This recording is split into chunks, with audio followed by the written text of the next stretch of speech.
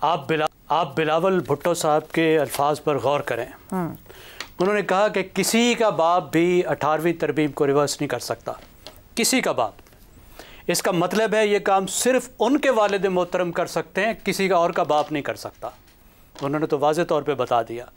دیکھیے جن چیزوں کی طرف آپ نے اشارہ کیا میرے خیال میں وہ ان کی بات نہیں کر رہے. وہ سول ملٹری ریلیشن شپ کی بات نہیں کر رہے, وہ ہائبرڈ سسٹم کی بات نہیں کر رہے. جمہوریت کا جو ڈیفیسٹ ہوا ہے, جو پاکستان میں جمہوریت پیچھے گئی ہے, جو انسانی حقوق کا بحران ہوا ہے, ان کی وہ بات نہیں کر رہے. وہ تو میرے خیال ہے بات ہی اب پیچھے رہ گئی.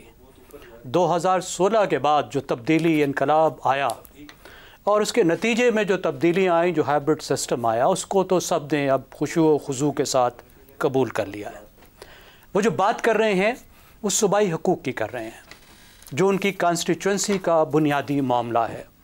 اور میں یہ سمجھتا ہوں کہ 18ویں ترمیم نے صوبائی حقوق کے حوالے سے جو کامیابیاں حاصل کی ہیں وہ irreversible ہیں. وہ ٹھیک کہہ رہے ہیں, ان کو پیچھے لے جانا تقریباً ناممکن ہے. 18ویں ترمیم نے صوبوں کو جس طرح مقتدر بنایا, وہ پاکستان کا جو آئینی سفر ہے اور پاکستان کا جو جمہوری سفر ہے اس کا ایک بہت بڑا سنگ میل ہے. آپ ذہن میں رکھیے کہ مرکز کے پاس 47 محکمے ہوتے تھے, جس میں سے 30 صوبوں کے پاس چلے گئے. کہاں پہ معاملہ یہ تھا کہ یہ ملک 1 یونٹ تھا, اور کہاں پہ یہ کہ اس ملک میں ایک مشترکہ مفادات کونسل ہے.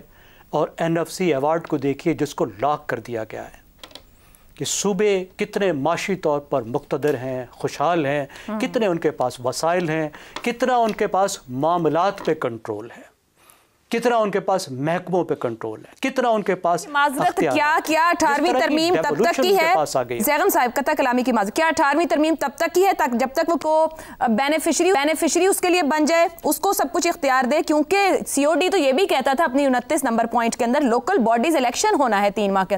میں یہ پوچھنا چاہ رہی ہوں کہ کیا اختیار ان کے وزیر اعلیٰ تک اور وزراء تک پہنچ جائے دیٹ از انف, عوام کو کچھ نہ ملے, اسی حد تک کی ہے ہر ترمیم؟ یہ اگلا سوال ہے. بالکل اصل سوال یہ ہے جو آپ نے سوال اٹھایا, یہ وہ سوال ہے جو بلاول صاحب سے جوابی طور پہ پوچھنے والا ہے. یہ وہ سوال ہے جو پوچھا جانا چاہیے پاکستان کے تمام صوبوں سے کہ آپ نے مرکز سے تو ڈیولوشن لے لی, ایک طرح کی اشرافیہ کے پاس, مرکز کی اشرافیہ کے پاس جو آپ خود تھے, جو اختیار ہے, جو اقتدار ہے, جو سرمایہ ہے, وہ چلا گیا صوبائی اشرافیہ کے پاس جو پھر آپ خود ہیں.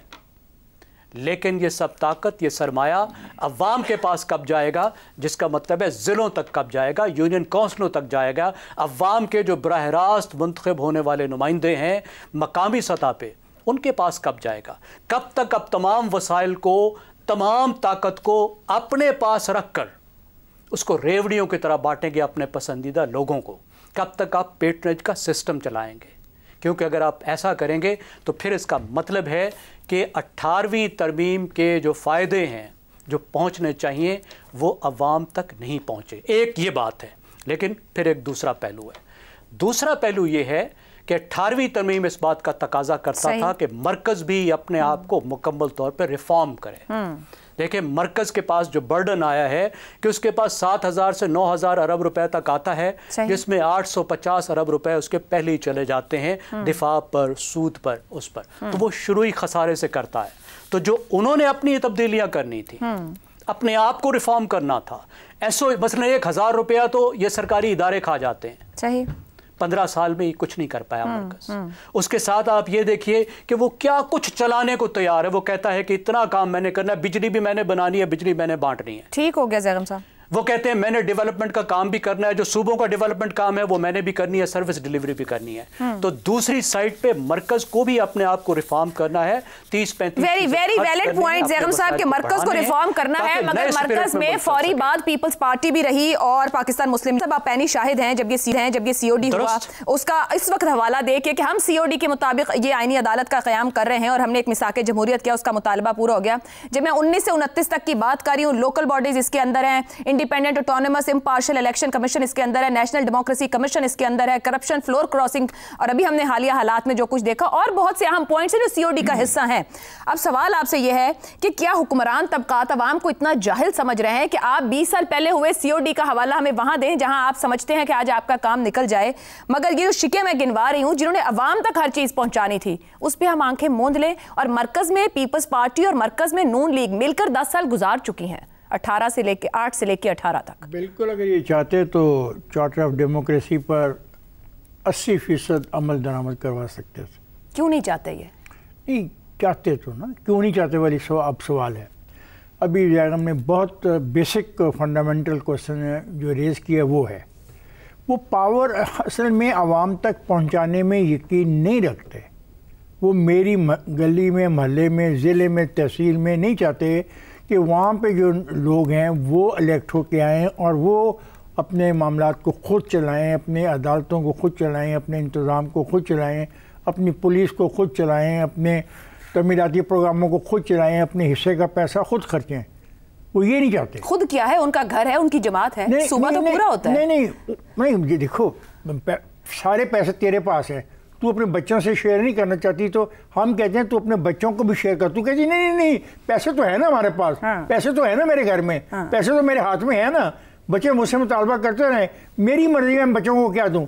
सवाल उसमें जो आप बात कर रहे हो जो सीओडी की, उसमें ये नहीं लिखा हुआ था, उसमें ये लिखा हुआ था उस मुआहदे के इक़्तिदार में आने के इतने दिनों के बाद आप इलेक्शन करवा देंगे, ये लिखा हुआ है ना, 3 महीने के अंदर लोकल बॉडी, तो वो नहीं करवाया उन्होंने और ना वो करवाना चाहते। मैं ये कहना चाहता हूँ जब तक चार्टर ऑफ डेमोक्रेसी में मेरे से जो मुतल्लिक चीज़ है वो यही है, बाकी चीज़ें तो और है, आईनी है, अफवाज के मुतल्लिक है, डिसिप्लिन के मुतल्लिक है, जो अपना कॉन्स्टिट्यूशन में अमेंडमेंट के मुतल्लिक है, ठीक। लेकिन जहाँ मेरा मसला आया है, मुझे वो पैसे नहीं देते, वो कहते हैं पैसे मेरे पास ही रहेंगे, मुझसे मांग लो।